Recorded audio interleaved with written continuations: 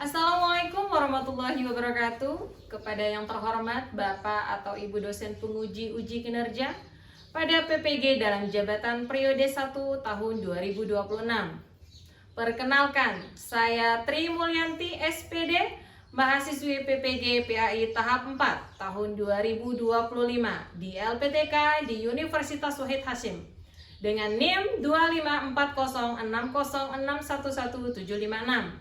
Pada hari ini, Selasa tanggal 20 Januari tahun 2026, saya akan melaksanakan praktik pembelajaran dalam rangka penilaian uji kinerja di SMP Negeri 5 Jawai di kelas 8 dengan materi meyakini iman kepada Nabi dan Rasul Allah menjadi generasi digital yang berkarakter dengan menggunakan model pembelajaran based learning. Mohon maaf bila ada kekurangan. Terima kasih dan selamat menyaksikan. Wassalamualaikum warahmatullahi wabarakatuh.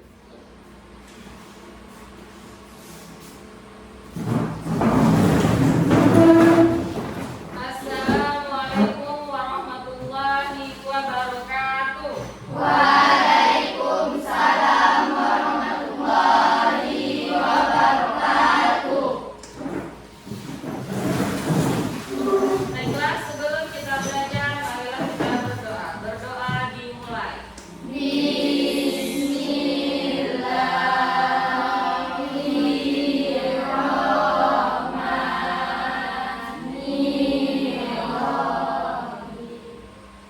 Apa kabar anak-anak hari ini? Baik. Alhamdulillah. Hari ini siapa yang tidak hadir? Masuk semua. Oh iya, masuk semua. Baiklah anak-anak, hari ini kita masuk bab baru, bab 7, yaitu tentang meyakini Nabi dan Rasul Allah. Nah, untuk selanjutnya, siapakah manusia yang paling mulia akhlaknya yang kalian ketahui? Nabi Muhammad Sallallahu Alaihi Wasallam. Nah, kira-kira kalian masih ingat tidak tentang iman kepada Nabi dan Rasul Allah itu merupakan rukun iman yang keberapa? Rukun iman yang keempat. Nah, anak-anak, dengan kita mengenal Nabi, dengan kita mengenal Rasul, kita akan banyak menemukan keteladanan untuk menjadi pribadi yang lebih baik dan kita bisa menerapkannya dalam kehidupan kita sehari-hari. Adapun tujuan pembelajaran kita pada hari ini ialah yang pertama, melalui kegiatan mengamati video YouTube dan membaca materi yang diterima, peserta didik dapat menjelaskan makna iman kepada Nabi dan Rasul Allah dengan cermat dan bertanggung jawab.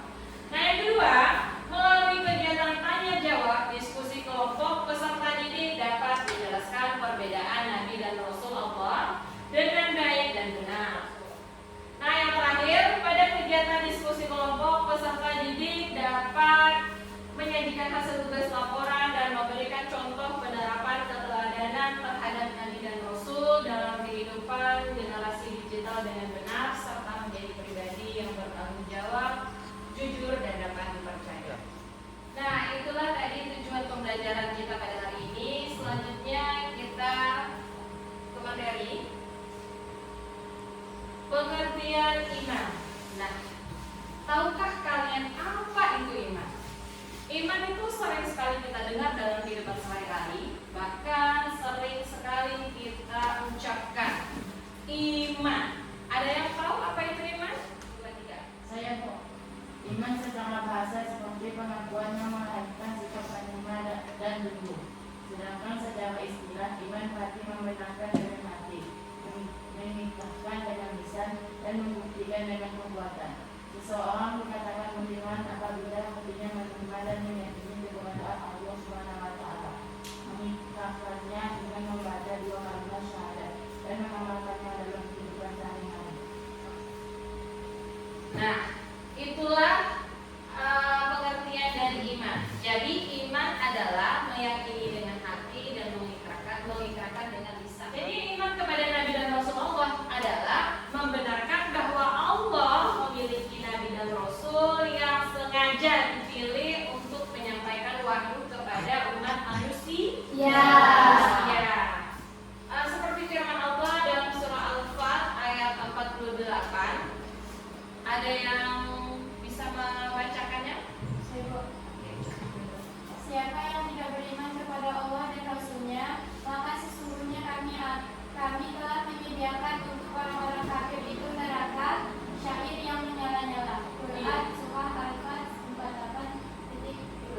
Ya, itulah tadi dalilnya atau dasar dari firman Allah yang menyatakan jikalau seseorang tidak beriman, maka Allah akan menyediakan neraka sa'i, yaitu api yang menyala-nyala.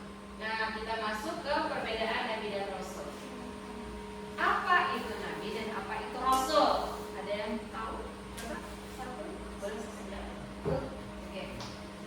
Secara bahasa, Nabi berarti pembawa berita. Nabi adalah orang yang dipilih oleh Allah untuk menerima wahyu, tetapi tidak menyampaikan wahyu tersebut kepada umat.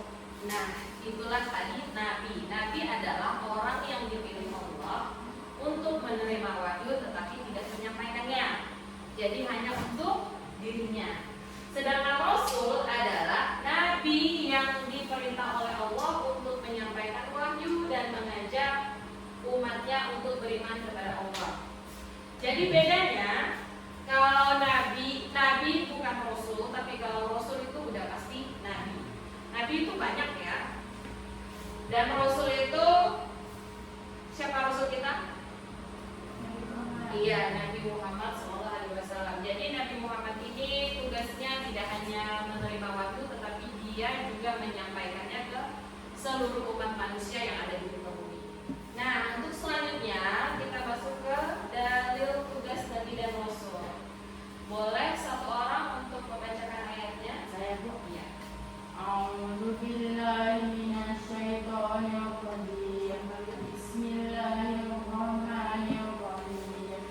Ya ayyuhan nabiyyu inna arsalnaka syahidan wa mubasyshiran wa nadhira wa da'iyan ila Allahi bi'idnihi wa sirajan munir.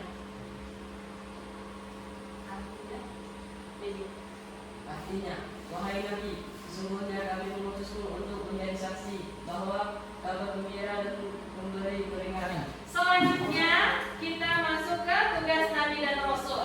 Jadi tugas Nabi dan Rasul ini ada 4. Yang pertama, Sebagai saksi bagi umatnya. iya, jadi Nabi sebagai saksi umatnya pada saat di hari kiamat nanti, dialah yang akan memberi syafaat bahwasanya orang tersebut atau umatnya itu baik dan beriman dan bisa menolongnya nanti di akhirat.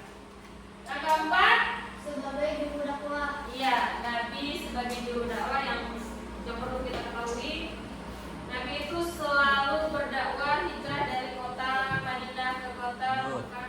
Oke, untuk selanjutnya sifat wajib Nabi dan Rasul ada 4. Yang pertama, Sidik. artinya apa? Nah. Yang kedua, artinya terpercaya publik. Iya, artinya menyampaikan. Selanjutnya kita masuk ke sifat mustahil Nabi dan Rasul. Yang pertama, Fizik. artinya. Dusta. Yang kedua, Khianat. artinya. Tidak setia. Yang ketiga, Hitman. artinya. Menyembunyikan. Yang terakhir, Baladah. Artinya bodoh. iya. Selanjutnya anak-anak, mari saksikan video yang telah Ibu siapkan untuk kalian. Jadi nanti kalian pelajari, kalian telaah, kalian lihat, nanti akan ada pertanyaan dari kasus tersebut. Sudah siap? Siap.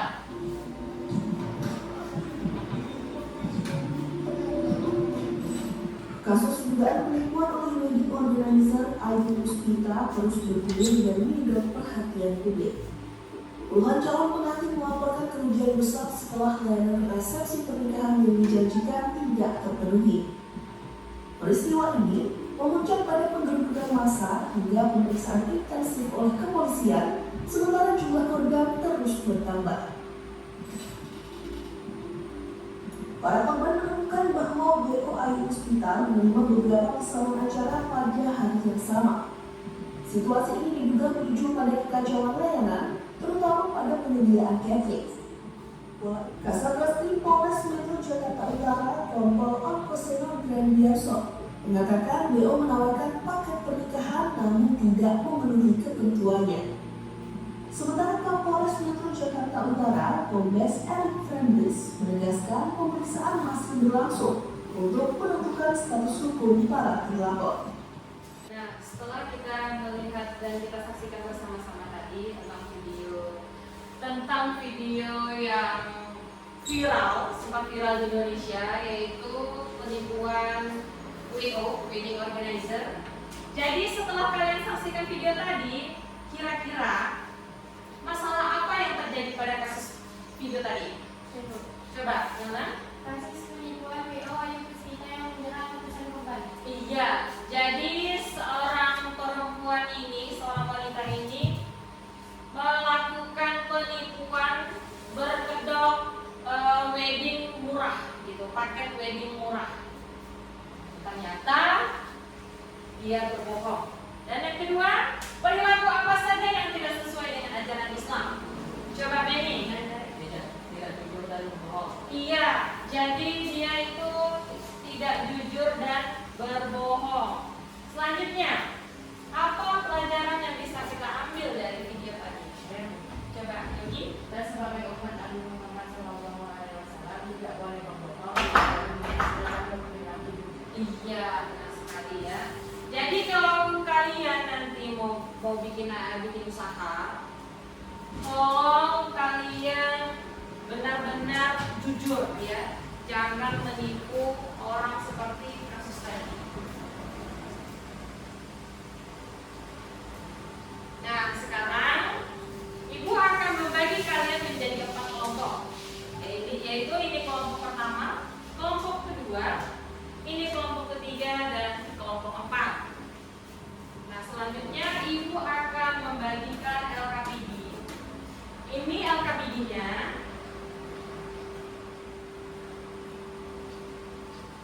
Ini untuk kelompok 1. Silakan. Kelompok 2, kelompok 3, dan kelompok 4. Langsung kumpul satu kelompok untuk berdiskusi.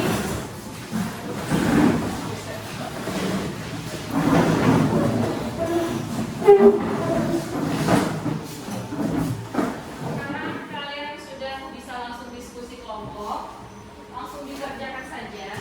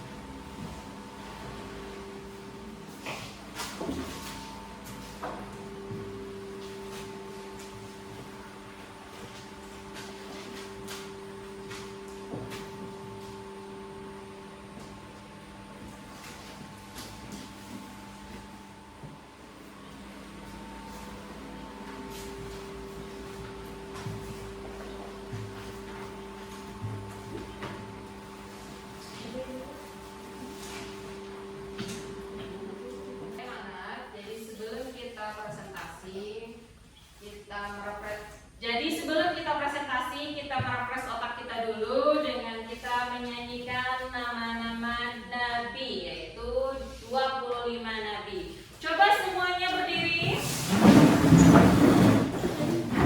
Sudah siap? Siap. Mana semangatnya? Sudah siap? Siap.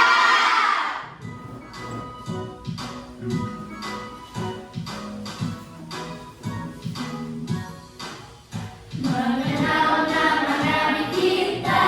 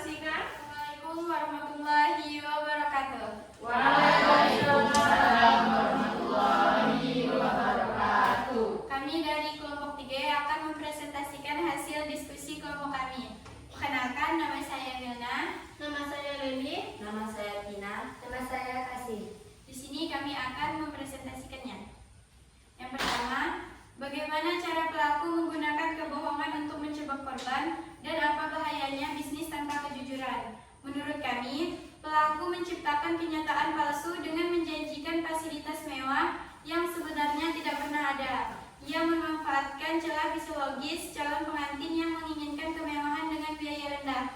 Bahayanya, tanpa kejujuran, bisnis akan hancur karena hilangnya kepercayaan. Harta yang didapat menjadi tidak berkah, merugikan banyak orang, dan merusak ekosistem bisnis bagi pengusaha lain yang jujur. 2. Bagaimana tindakan melarikan uang merusak nilai amanah dan apa risikonya mengkhianati kepercayaan?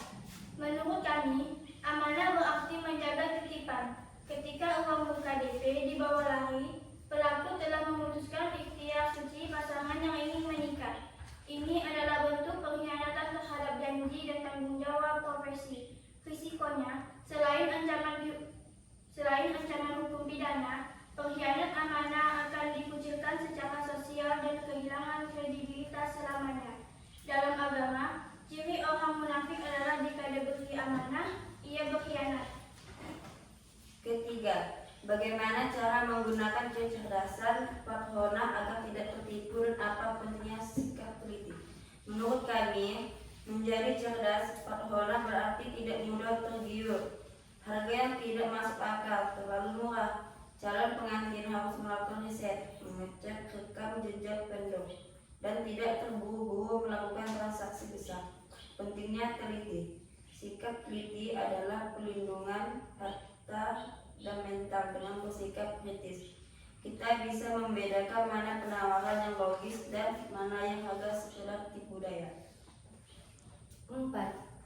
Bagaimana seharusnya masyarakat saling berbagi informasi tablik agar orang lain tidak menjadi korban? Menurut kami, sifat tablik dalam konteks ini adalah berani bersuara. Jika melihat sesuatu mengalami indikasi penipuan, kita wajib menyampaikan kebenaran tersebut kepada publik, misalnya lewat urusan atau media sosial, agar orang lain waspada. Tujuannya agar informasi benar tersebar luas sehingga ruang gerak penipu semakin sempit dan masyarakat lebih teredukasi mengenai modus-modus kejahatan serupa. Demikian presentasi dari kelompok kami. Wabillahi taufiq wal hidayah. Wassalamualaikum warahmatullahi wabarakatuh. Ya, beri tepuk tangan.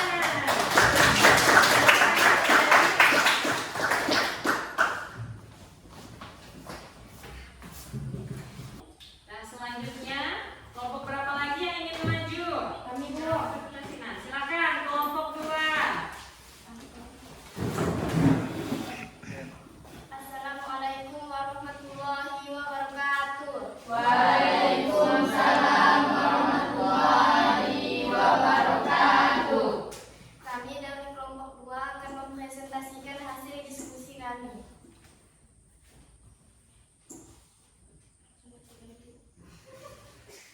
1. Apa pengertian iman kepada Nabi dan Rasulullah? Iman kepada Nabi dan Rasul berarti meyakini dan sepenuh hati bahwa Allah Subhanahu wa Ta'ala benar-benar memilih manusia pilihan sebagian utusannya. 2. Apa perbedaan Nabi dan Rasulullah?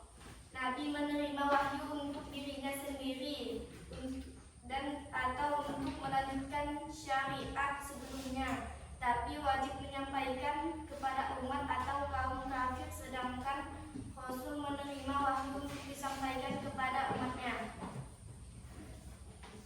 3. Sebutkan sifat-sifat wajib Nabi dan Rasul. Sidik, jujur atau benar. Amanah, dapat dipercaya. Tablik, menyampaikan. Farhona, cerdas. 1. Sifat Nabi dan Rasul. Apa yang tidak diterapkan dalam kasus tersebut? Menurut kami, dalam kasus penipuan oleh wedding organizer WO, pelaku telah meninggalkan seluruh sifat mulia yang menjadi standar moral seorang Nabi dan Rasul. Penipuan tersebut justru mencerminkan sifat mustahil, sifat yang tidak mungkin ada pada Nabi dan Rasul. 2. Bagaimana seharusnya sikap seorang pelajar yang beriman kepada Nabi dan Rasul saat bermedia sosial? Seorang pelajar yang benar-benar menerima kepada Nabi dan Rasul akan menjadikan sifat-sifat mulia pada utusan Allah tersebut sebagai filter atau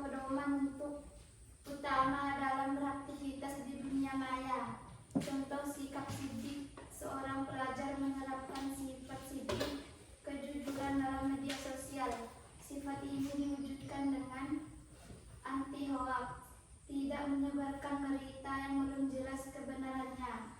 Sebelum membagikan sesuatu, seorang pelajar harus melakukan tabayun, verifikasi. Baik, sudah selesai. Silakan ditutup. Sekian dari kelompok kami. Wassalamualaikum warahmatullahi wabarakatuh. Waalaikumsalam warahmatullahi wabarakatuh. Mari kita tutup pada kelompok 2 dan 3. Oke, nah selanjutnya dari video yang kita saksikan tadi dan dari presentasi teman-temannya tadi, apa kesimpulannya menurut kalian? Coba. Seorang pelajar yang benar-benar beriman kepada Nabi dan Rasul akan menjadikan sifat-sifat mulia para utusan Allah tersebut sebagai filter atau pedoman utama dalam aktivitas di dunia maya. Contoh sikap sidik, seorang pelajar menerapkan sifat sidik atau kejujuran. Dalam media sosial, sifat ini diwujudkan dengan anti hoax, tidak menyebarkan berita yang belum jelas kebenarannya. Sebelum membagikan atau share sesuatu, seseorang pelajar harus melakukan tabayun atau verifikasi identitas asli, tidak menggunakan akun palsu atau foto akun untuk menipu atau menyamar dengan tujuan buruk. Iya, seperti yang sudah dipaparkan teman-temannya. Jadi hikmah yang bisa kita ambil dari kasus tersebut yaitu kalau kita ingin bikin usaha atau kalau kita ingin menggunakan jasa orang lain, setidaknya kita harus mencari tahu dulu apakah ini benar-benar ataukah ini akun hoax ataukah ini penipuan. Karena di zaman sekarang itu banyak sekali ya penipuan ya, bahkan secara online. Jadi kita sebagai umat Nabi Muhammad SAW harus berhati-hati dalam bertindak, harus berhati-hati dalam mengambil keputusan. Baik, selanjutnya Ibu akan membagikan soal dan Ibu akan menilai sejauh mana kalian memahami soal tersebut dan sejauh mana kalian paham tentang materi yang telah kita paparkan tadi. Nah, ini dia soalnya. Ibu akan bagikan dulu. Nanti kalian jawab ya.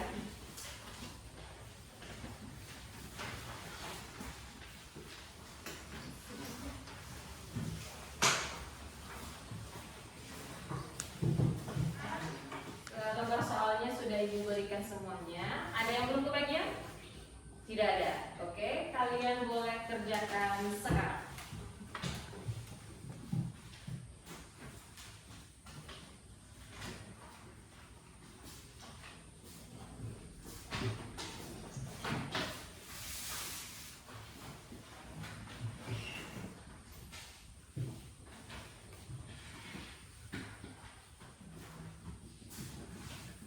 Bagaimana, sudah selesai? Sudah. Ya, silakan dikumpulkan ke depan.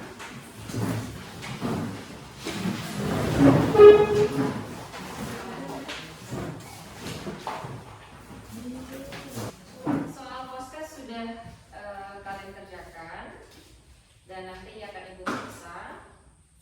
Dan bagaimana anak-anak pelajarannya pada hari ini? Alhamdulillah, mudah kan? Baiklah, selanjutnya kita sudah di akhir pembelajaran. Kita masuk ke kesimpulan, yaitu kewajiban kita sebagai umat Nabi Muhammad dan Rasulullah, yaitu kita sebagai umatnya itu sering-seringlah membaca Al-Quran, sering-seringlah mempelajari kisah-kisah Nabi. Banyak sekali ya kisah-kisah Nabi itu, dari Nabi Adam sampai Nabi Muhammad.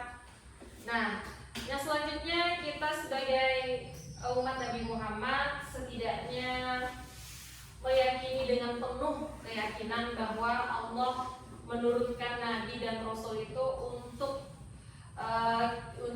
kita sebagai umatnya menjadi manusia yang lebih baik, jadi manusia yang panutan dan bisa meneladani akhlak beliau, yang mana kita semuanya pasti mengetahui bagaimana akhlak Nabi Muhammad SAW, yang dia dihina, dicaci, dimaki, dia tetap berdiri tegak. Dengan kenapa dia bisa berdiri tegak? Karena apa? Karena keimanannya, karena keyakinannya tentang Allah, karena keyakinannya tentang adanya surga. Mengimani Nabi dan Rasul bukan sekedar kita menghafal nama-nama mereka, melainkan kita mengakui bahwa Allah menyayangi kita dengan mengirimkan pemandu jalan yang lurus. Tanpa mereka, tanpa Nabi Muhammad SAW dan nabi-nabi yang lain, kita tidak mungkin menjadi seperti sekarang. Tidak mungkin kita bisa memeluk agama Islam. Mungkin kita akan menyembah-nyembah patung yang tidak ada gunanya. Demikian pembelajaran kita pada hari ini. Ibu ingin kalian mempelajari ini tidak hanya waktu kita di sekolah, tetapi juga di rumah, mau diterapkan dalam kehidupan kita sehari-hari. Dan ibu mohon maaf jika ada tutur kata ibu yang salah atau yang menyinggung hati kalian. Ibu mohon maaf, ibu akhiri dengan wabillahi taufiq wal hidayah. Wassalamualaikum warahmatullahi wabarakatuh.